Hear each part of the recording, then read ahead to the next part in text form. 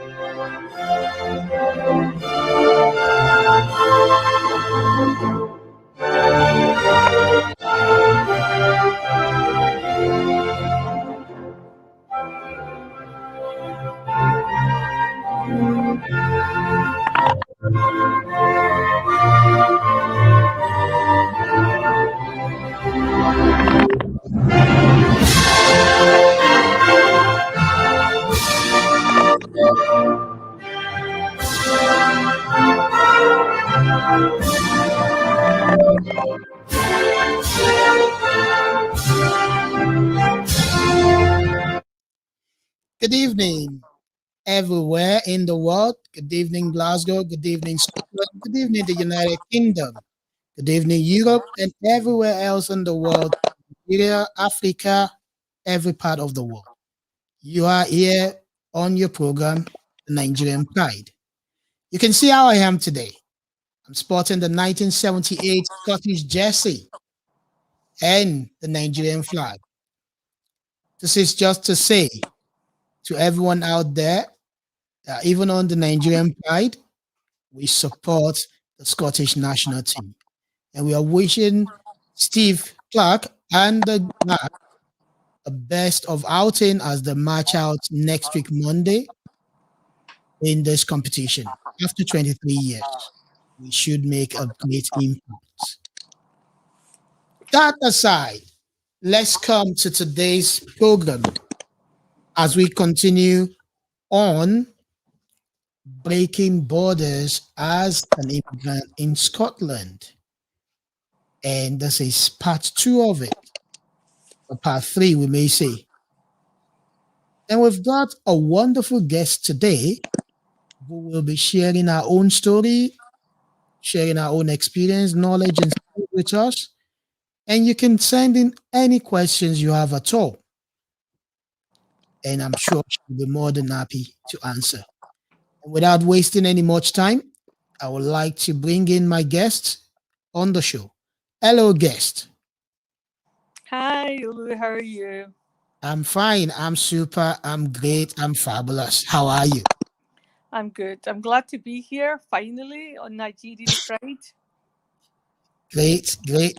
We are happy to have you, and thank you for giving us your time.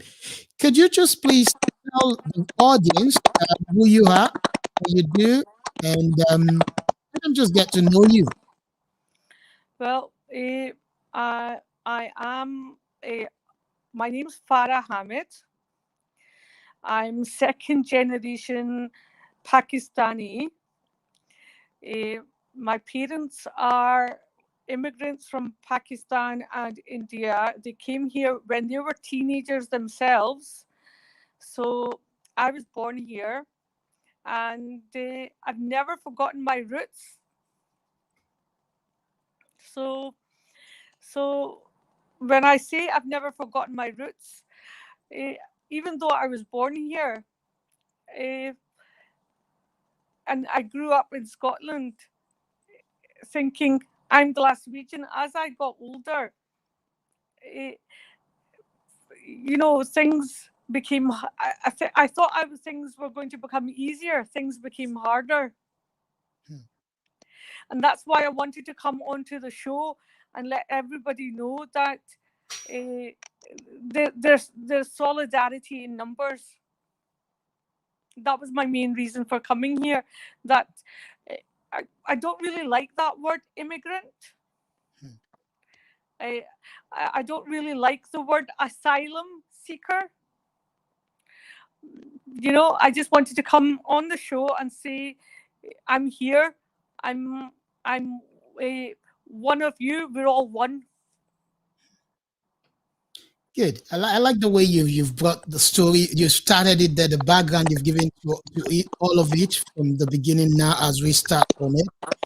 Um, can I ask that, just about yourself? Can you tell us a bit more about yourself? What you do in the community, professionally, and things like that?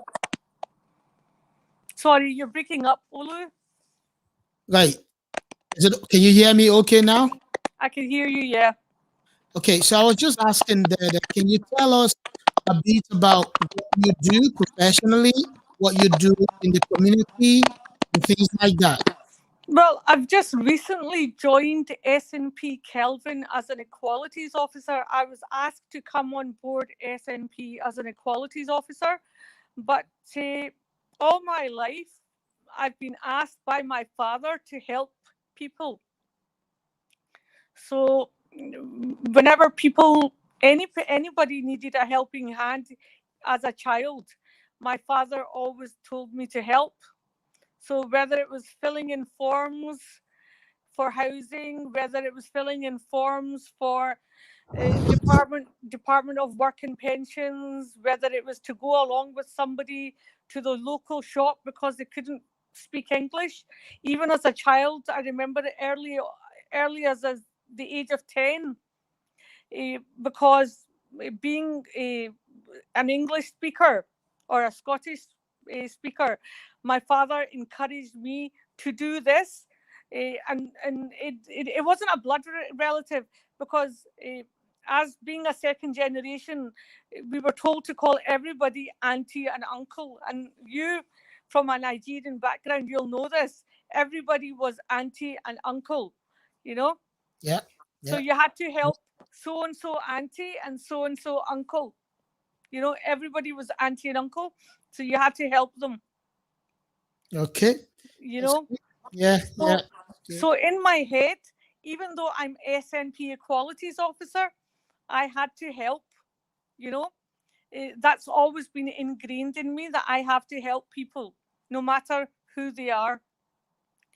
So I've had various employments. I used to be a biology teacher.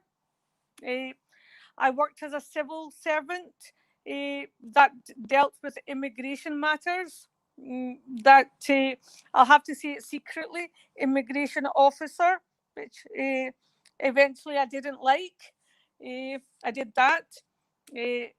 I've done various jobs, uh, but at the And back now of my you're a mind, beautician, right? And now at the you're back, into beauty. sorry. I said, and now you're into beauty as well. Yeah, I did beauty therapy for a while as well. That was, I mean, I did lots of things to make money, but and you do these things because you know you have to support your children. uh, but at the back of your mind, when somebody asks for help, and you come from a good family background, you come from a God loving community, you want to help people, you're taught to help people. Like in the Islamic community, in the good Christian community, the first and foremost thing you learn, God says you're not a good human being, you're not a good Christian, I suppose, or a good Muslim unless you help your fellow human being. So that's always been ingrained in me by my parents. So, and being from a very early age, being taught to help people, help your auntie, help your uncle, go along with them, because dad's working, so you have to do it. So I did that. So being an equalities officer, that's just a title, you know, but I've always wanted to help people. Good. So having this experience behind me doing these various jobs, that just is an added bonus. Okay, that's good to know. At least seeing that, from what it was from right from when you're growing up, these has been instilling you. But what I was going to ask you, a biology teacher, how did you come by that? Well, well, that's I did biology at school because I wanted to do art, and in the old days you weren't allowed to do. You had to pick a subject that involved the sciences, and I Right? wanted to do art, so I ended up picking biology, and I had a flair for biology, chemistry. So I ended up doing the sciences. So I ended up doing microbiology. So my first degree was in microbiology. Right. See. Then I ended up doing a postgrad in education. I became a teacher.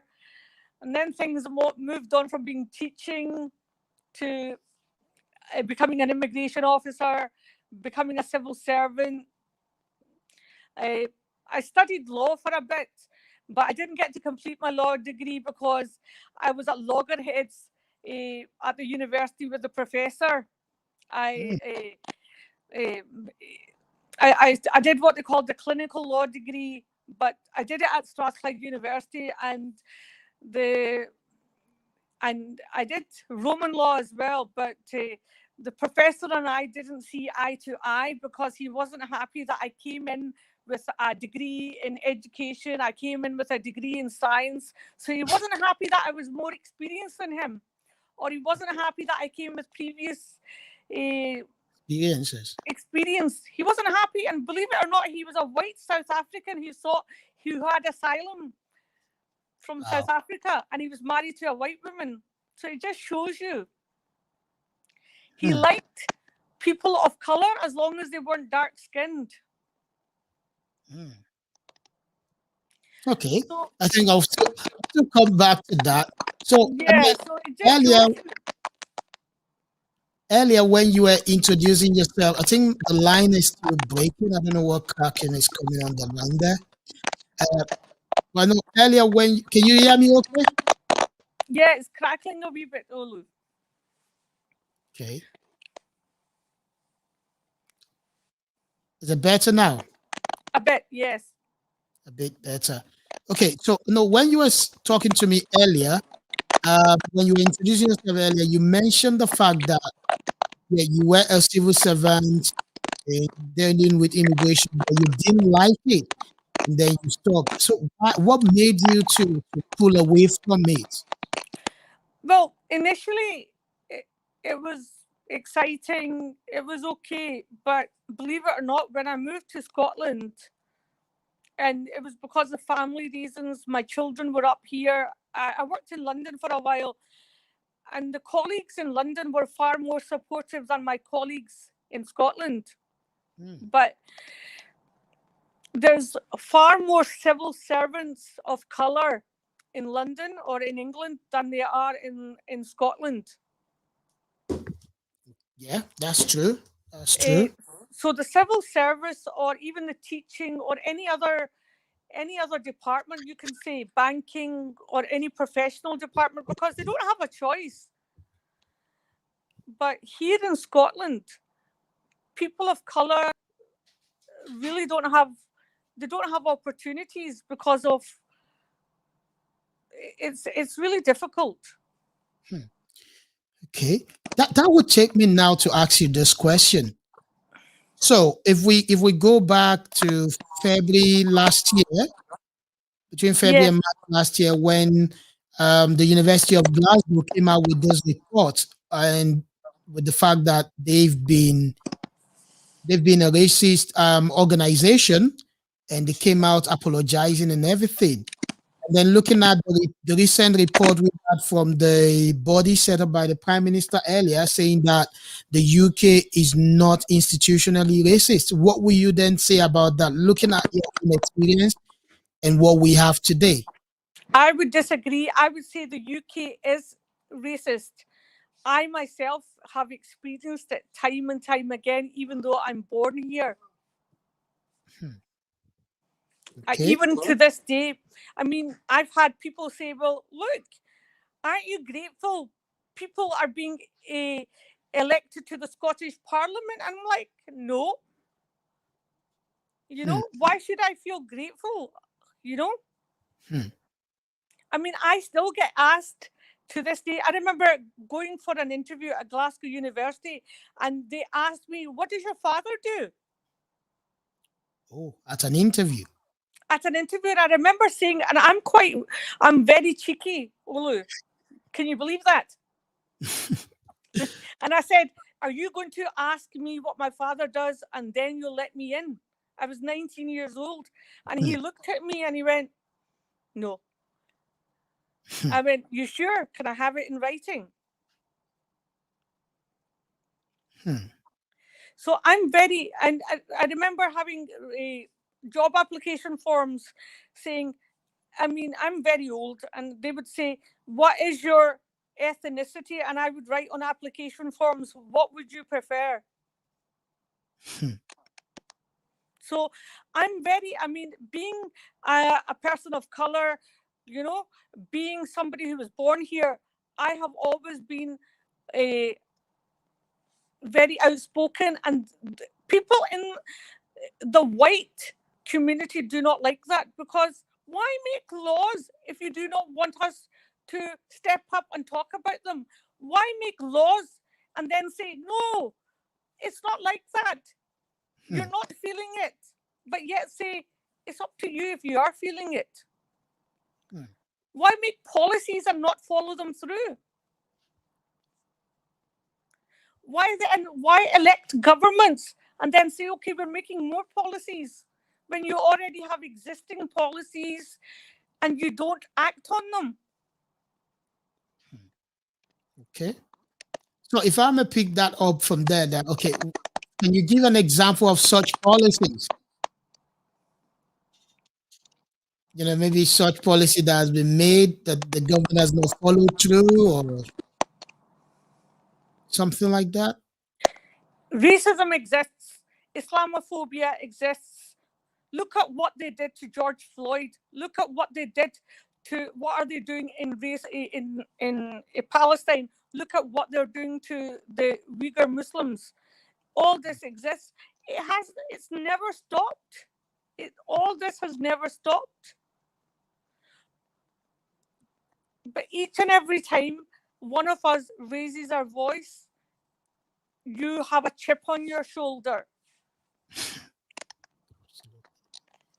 Okay. You, we're being so nice to you. You should be grateful we allowed you in our country. Look at the Windrush scandal. How disgusting is that? Yeah. Well, I know all of those issues are there. We are all faced by them.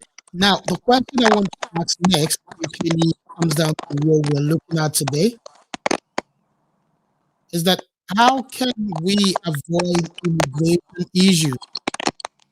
We should get involved within the community, not be separate from the community, not have separate. I personally believe we should be involved within the main party organisations. If it's political, be involved with the main party organisations, not be spoon fed separate groups.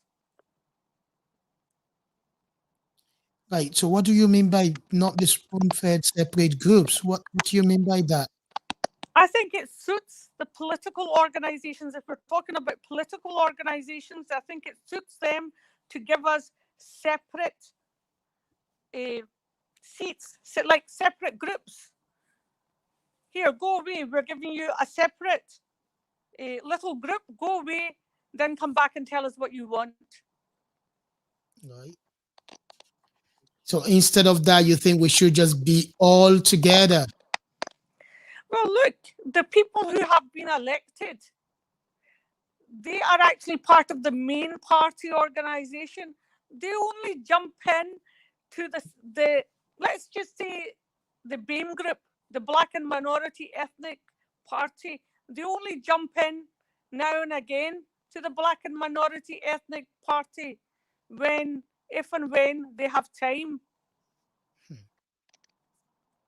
Okay. So, looking at the immigration in the UK, I know the devolved powers like the Scottish government, the Northern Ireland government, or the Wales government don't have powers over this. It's all vested in Westminster. But how do you think the people here in Scotland, especially those who have immigration issues, how how can they help their own situation? You're breaking up. Do you remember this thing that happened a few weeks ago in Kenmure Street? Yeah. Look at this people power. I believe that we have to integrate ourselves in society with our neighbours, Okay. not be separate from them. People power speaks volumes for immigration issues. Right. Because one of the things I've heard from people, for we take the example of the people who are in the same situation as the men we saw in that demo issue, the demo case. Many people who have immigration cases like that sometimes are even scared of coming out to their neighbors to know about them.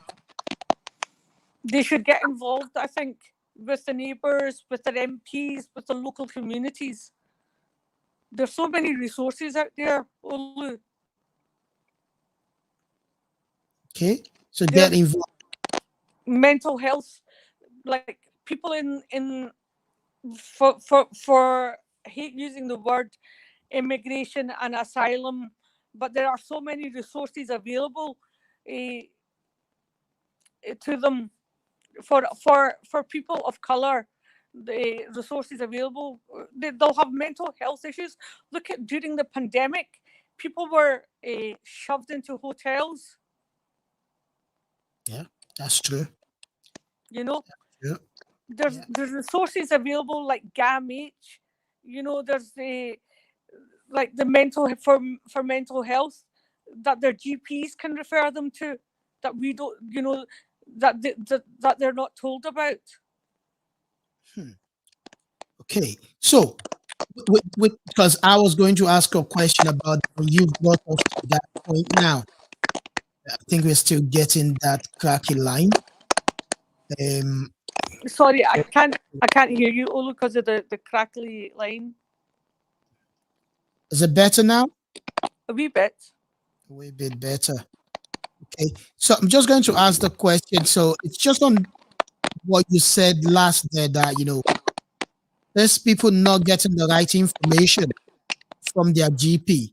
Now, how do we help such situations?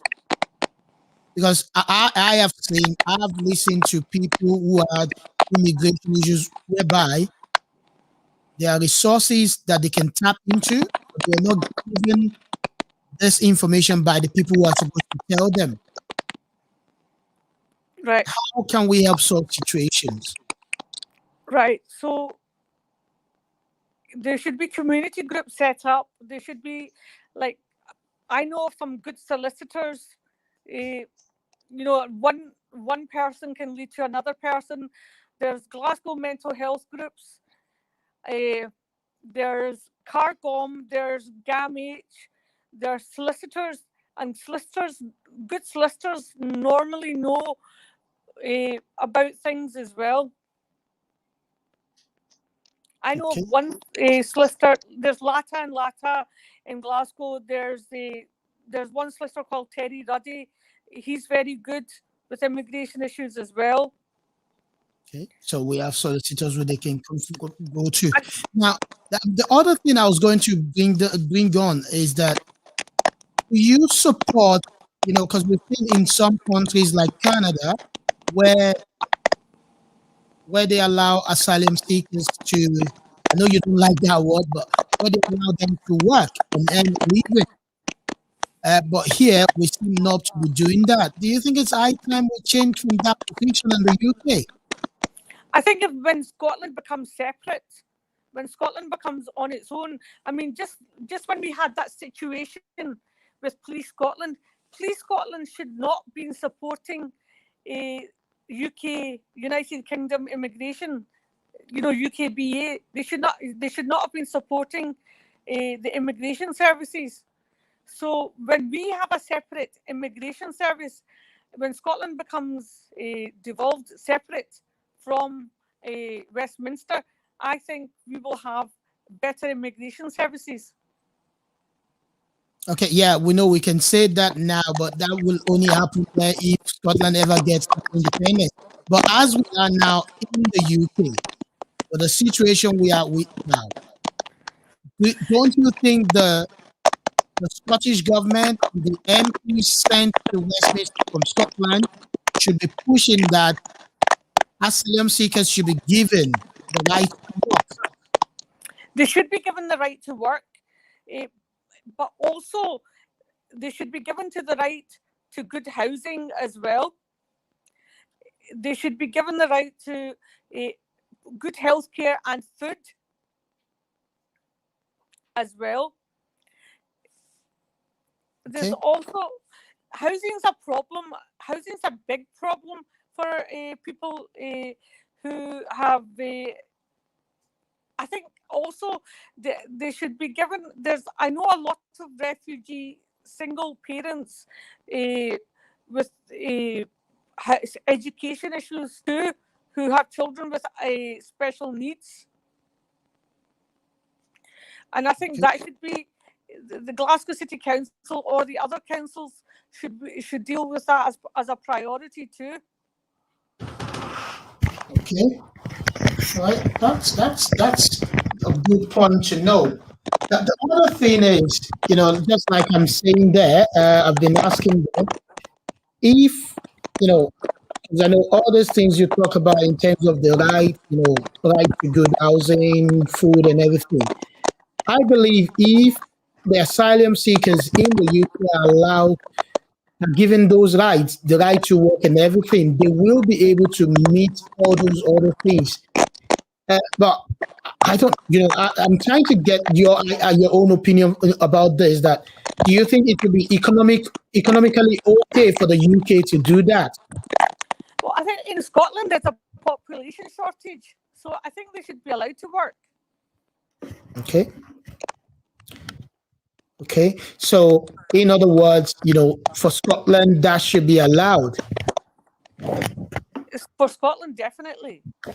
But then, For UK wide, it should be allowed in general. okay.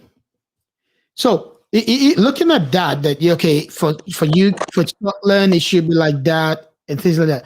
But why is it that we don't hear this from the MPs we send out there? This is what we have to fight for. This is what we have to fight for as a community. But this is why we have to integrate as a community as well, Olu. I think we should stop being fearful. We should stop being scared. Okay. We should stop being scared as people of color. We should stop being scared as Black people. We should stop being scared as Arabs, Asians, as ethnic minorities. I think we've been oppressed for too long. Okay, so we should come out of this fear and face it, and take the bull by the horn. Is that what you're saying now? Yes, there are laws there. There's human rights, there's discrimination laws. Yeah, I seem not to be able to hear you anymore there. I don't know what's happened to my. Can you still hear me okay? Yes, I can hear you. We have rights. I can hear you now. We have rights, we have laws, we have members of Parliament, we have members of the Scottish Parliament. The sound coming there, so right. I don't know what's wrong with the technical setup today, but I believe we'll get through this safely. So, yeah, you were talking about the Scottish government, the Parliament. Yeah. So we have laws, we have rights as human beings. We have laws, we have rights. We have the Geneva Convention.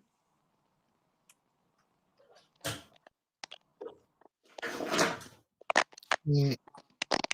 Go on, Farah. So the Geneva Convention gives asylum seekers rights to live in the UK, regardless of which country they came through. Yeah, I know. Yeah, that's true. I was listening to an interview with one of the two men involved in the Kemo Street case the other day, and he said something. He said, yes, that Pretty Patel was saying that We want to make sure people who come here legally, and people who are trying to be asylum seekers come in with the right issue. And he said something. He said, "How many of all our high commissions across the world will readily take an asylum seeker's case from the host country? That is, okay, I'm in Nigeria now. I've been threatened. I'm under, my life is under threat, possibly because my sexual orientation is different to what is acceptable, and I go to the High Commission of the High Commission of Great Britain in Nigeria.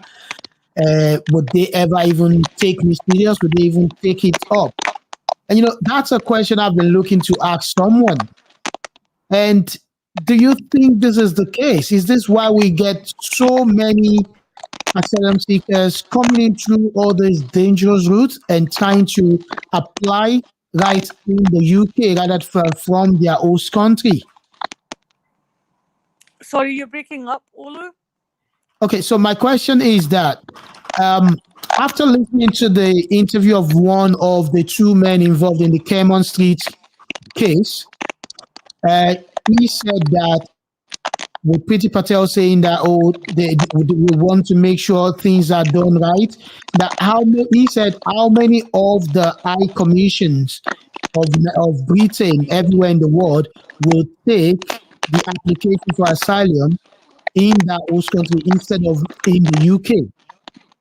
And the question I'm trying to ask is that what he has said there, is it actually correct? Is it that the high commissions we have across the world don't take asylum seeker applications there, except for if those people are in here in the UK? Does Priti Patel looked in the mirror lately? Sorry, what did you say there? I said, has Priti Patel looked in the mirror lately? I wouldn't know. I've not spoken with her lately.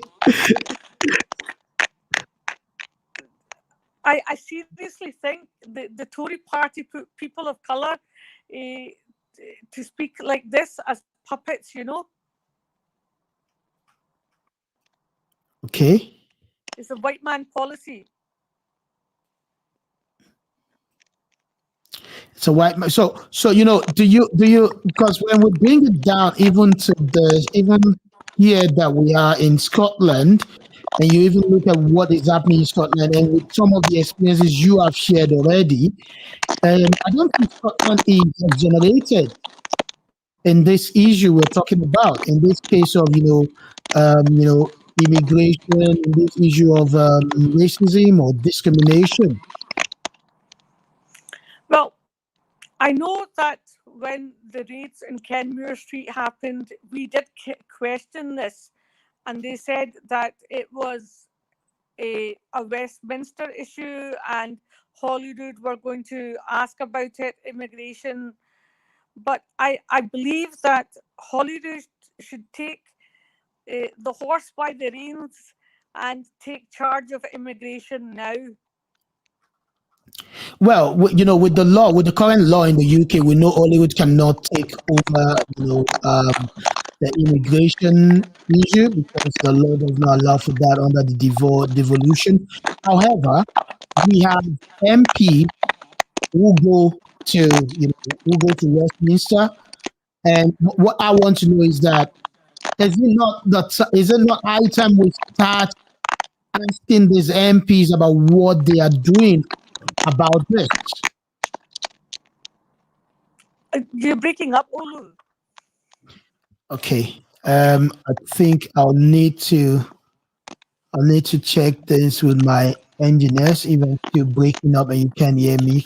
Like, look, very few people come to Britain compared to the rest of the world. Like the rest of the country, the rest of the world that grant asylum. Yep. Only a few come to Britain. Like only a few asylum seekers come to Britain. Well, I And know the figure shows that, but at the end of the day, most of those who are in other countries or even other parts of the Europe, they still come over here. They still make their way or find their way over here later on. Like they come here because maybe they've got family, you know. Or you saying they don't come here to settle down?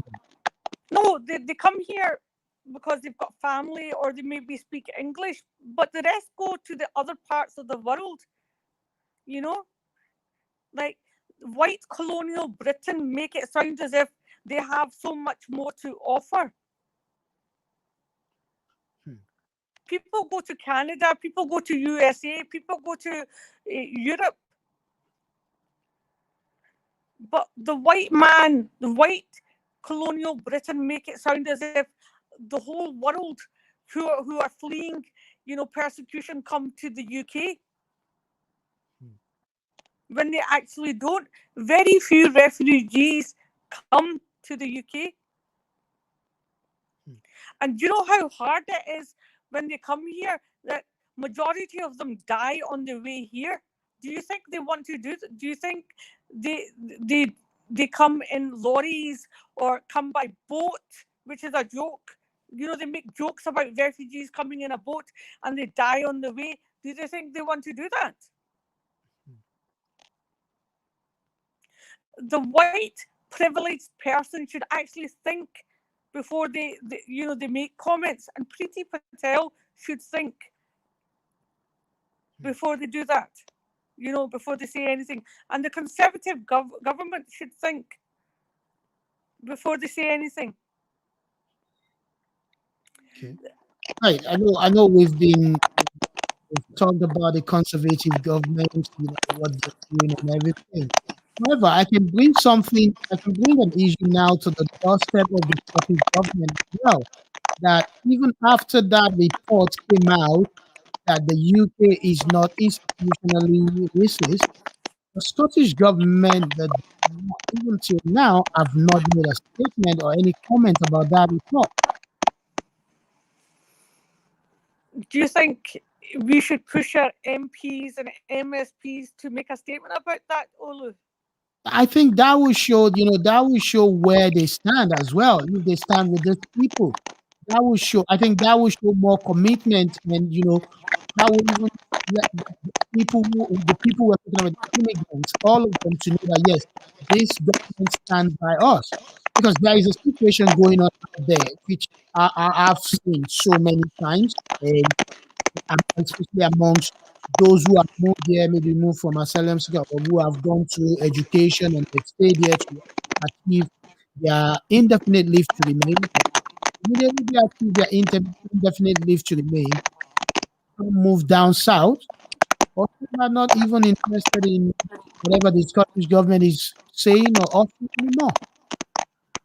So, don't you think with this report, it's high time the Scottish government start speaking out, I especially for ethnic minorities? And when I mean ethnic minorities, especially those non-EU ethnic minorities. I agree with you. I think we should encourage our fellow MPs, MSPs to speak out on the report.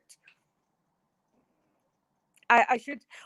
I mean, on that topic, though, what did you think about the petition that was done against Hamza Yusuf? Yeah, it's the same thing. It's all the same thing because we've seen him face that petition, the petition against him about everything, but it's still, and that's part of what many people, and I've received so many emails about this, asking me questions that, don't you think the Scottish government need to be speaking up? This is how we know if they actually stand for diversity, if they truly stand for inclusion. And and with your own vast experience, how you've gone through different experience and life work experience, how you've done different businesses, even politically and everything. So with what you've seen, don't is it, for some have said we have to do it by ourselves. So is it that we have to start doing it by ourselves and then the government will come in, or we have to push it to the government to start speaking us for us?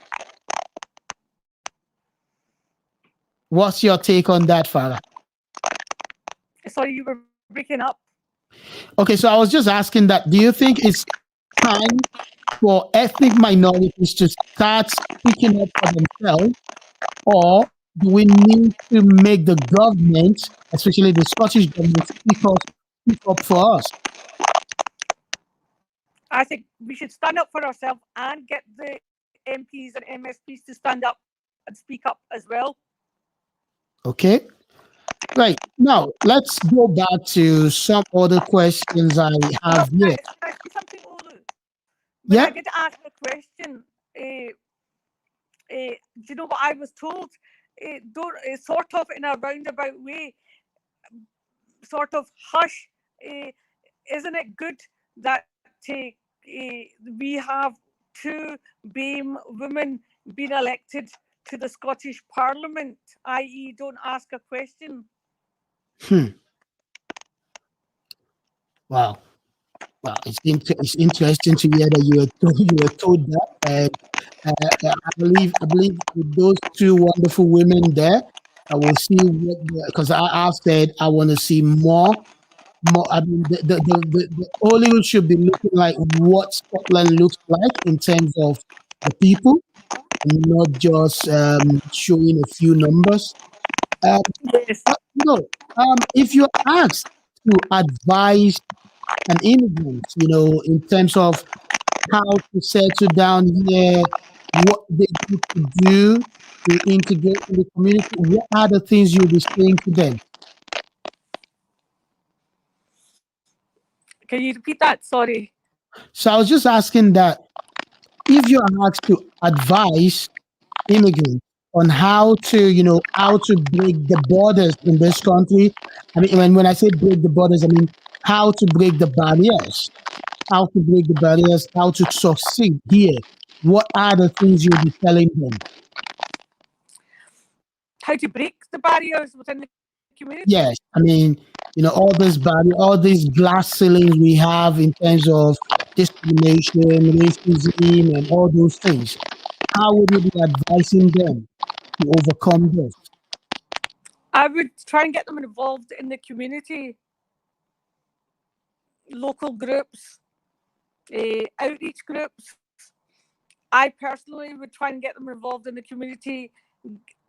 Get if they had medical services, get them. If they needed medical help, I have had uh, as an ex civil servant from immigration, uh, when I've had to deal with somebody who's needed help, because I know how the other side works. When I've assisted somebody, I've got the medical services involved to try and get them outreach services involved, like mental health services, nurse, um, try and get housing providers involved, try and get them relocated in a better uh, housing provider, get the MP involved to get them relocated, because sometimes if they're an asylum seeker, they might not be in a better in an area conducive to their needs. So you might get the MP involved to get them moved, because Okay. might not be good for their mental health, Right. And and I their think families' these mental are health. part of the things some of them don't even know. Because I see sometimes when I see some of them, when they come to me and say they've spoken to a counselor and this, I always tell them, you need to speak to the MP, because it's actually MPs who are recognized by the UKVI to speak with them. Because, and on the issue of the two men we had there in Kemo the other day, one thing I was saying is that we need to get the MPs in that community involved, because they really are the ones who the UKV will listen to. Is that not correct? Yeah, is it Circle that's involved with the housing and things, isn't it? Yeah, I think Serco has still got a contract, as far as I Yeah, know they the last time. contact. So if the asylum seeker is maybe who has disability needs, you will they're under the Patient Charter Act. which applies to them as well, because they have medical needs, because they have a GP. Their GP should and should get them an occupational health assessment. Okay. All right. And once they have an occupational health assessment, Circle has to have that conducted. Then, if they have like physical disabilities, if they're disabled in some way, then that should speed up the process Okay. to get them Okay. either medical aids or something else, and maybe get them extra help. Okay. Like there's Okay. something at the moment, if I could just put in it, there's something at the moment happening within the asylum seeker community, and that is the fear to get involved. The fear to get involved is there. I know recently I think the Glasgow City Council parents group. I think there's a survey they're sending out at the moment that is I can specially hear meant you. for oh, can you hear me? Cracking is still coming on the line. Okay, can you hear me better now? No, no, it's crackling a wee bit. Sorry, Can you hear me now? a bit. Just a bit. Okay. So what I was saying there was that there's this problem within the asylum seekers community, which is they're finding it. I mean, what will I put it? They don't want to come out and get involved. They don't want to come out and integrate. They are scared of the fact that maybe that it will affect their case or something like that. How can we encourage them to get involved, to integrate? Are they involved in like church activities, or I mean, if to they have just a small integrate church? with the community, to integrate with the society. How can we do that? I think the first port of call would be maybe a GP, or like, I would say if they were living, if they were scared, then I would refer the GP to get them, refer them to like some sort of mental health service. I mean, are they undergoing some sort of trauma counselling? I mean, obviously, if they were fleeing their country because of persecution, then they would have to get some sort of trauma counselling. So they would have to be referred to some sort of psychiatric service. So that would be the first port of call. Although, their GP should have done that. So if they were in Glasgow, there are specialist services like Anchor Service, that's attached to Stop Hill Hospital. Like what I'm talking about here, Father, is it's not even about even for them to even say it out to the GP. They are not even But then, confident enough to come out and even say to the GP. They're not even confident enough to tell someone like me what situation they are in. They just yeah, pretend as if, oh, this is the I situation. understand. Whereas, They would help them get involved with the community. They would help them get involved with volunteer work, maybe outreach programs and things like that. There's things like Restart, but again, they would then have to start step by step. hmm, all right, all right. I hope we can do that. We can really get them out speaking and doing things. So let's come back to yourself. Tell us something more about, just quickly about. I know now you now do your own work, your own business. My, And what, it's called sorry? Foxilicious. Tell us a bit about Foxilicious. Oh no, that started off. That was an experience. That was a journey that started about over 8 years ago. I ended up somewhere myself.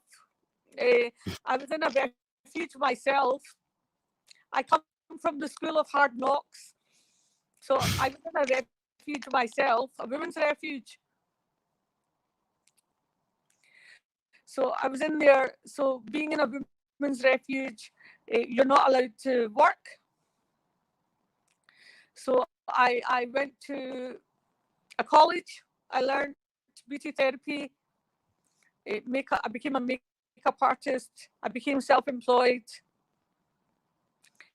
Uh, so that's how I became a beauty therapist, a makeup artist. Okay, good. So So in being self-employed, how has that been? And will you encourage more people to become self-employed? sorry. I said, being a self-employed person, how has that been? And would you encourage more people to be self-employed? Yeah, it's good, but it has it. Being a self-employed beauty therapist, it had its rewards, but it had its dangers as well. But like I've been a biology teacher as well, so I could tutor then too. But I think I still have the web page up and running, so I think somebody else uses it for their marketing. It's Okay. called Foxylicious. But yeah, so I, like I said, I come from the school of hard knocks. So uh, I'm a jack of all trades, a master of none. I say a master of none because I'm always learning. Okay. Right. So I think my producer is telling me our time is up there. But what I'll do is that I think we will still plan bringing you back again on the show, and I think we will be doing that in the next few weeks. Hopefully, we will have other people in on the panel to get you all discussing these issues, particularly around immigration, racism, and discrimination. I think that's something we need to get you in to speak with others to talk about and forge a way forward. I would like to say a big thank you to you, Farah, for giving up your time today for us on the Nigerian Pride to share some part of your own experience and skills. I'm really sorry about the technical crackling thing we got there today. Also to all the audience, thank you so much for joining us today. And to all of Scotland, let's look forward to next week, Monday, when we play the Czech Republic in Amden. And hopefully we can peep them and start on a good note. I've got my guest on. I'm ready to go. Katanami is ready. Olu's Katanami is ready as well. And we are going to boogie. On that note, I'll see you next week when we'll be talking to another wonderful guest. For now, take care of yourself and keep safe. Bye for now. Bye.